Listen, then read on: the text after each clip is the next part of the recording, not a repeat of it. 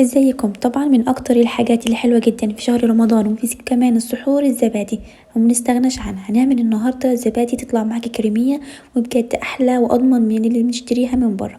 يعني بكيلو لبن هتعملي كميه حلوه جدا من الزبادي تطلع معاكي تحفه. اول حاجه عندي هنا لتر من الحليب، لازم يكون الحليب طازه معاكي، يعني بتجيبيه من عند اللبان.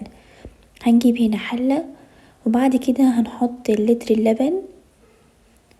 لو حابة تضاعفي الكمية براحتك، بس هنا لتر اللبن هيعمل لك 8 كوبايات من الزبادي. بعد كده هنحطهم على النار لحد ما يغلي معانا. لازم نغلي اللبن الاول كويس، اول ما يغلي ويرتفع معاك لفوق بالشكل ده زي ما انت شايفة. وبعد ما اللبن يغلي معانا ويفور طبعا هنسيبه شوية على جنب لحد ما يبرد تماما، يعني يبقى دافي معاكي بدمعة العين كده. تمام، هنسيبه شوية على جنب كده لحد ما يبرد معانا شوية كده. تمام، طبعا بعد ما برد معايا اللبن يعني بارد معاكي زي ايه رضعة البيبي كده، يعني ده فان بتاعه. هنحط معلقتين كبار من الزبادي طبعا بنشتريها من السوبر ماركت. واهم حاجة تضربي كويس. دي طبعا الزبادي اللي حطيناها دي الخميرة اللي هنعمل بيها الزبادي. تضربيها كده كويس، اهم حاجة بالمضرب او بالخلاط او بالمضرب اليدوي.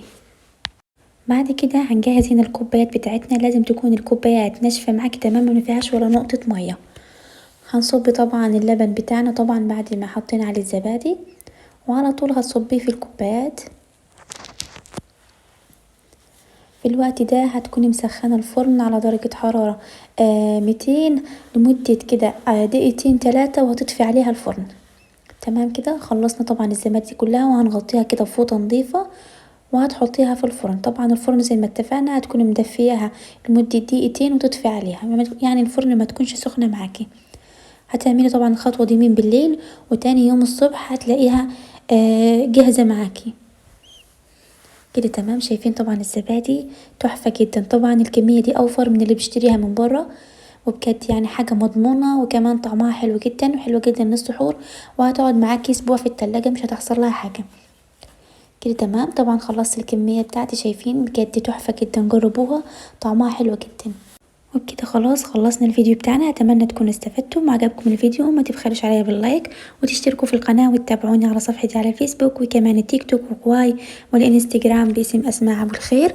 ورمضان كريم عليكم، يلا باي.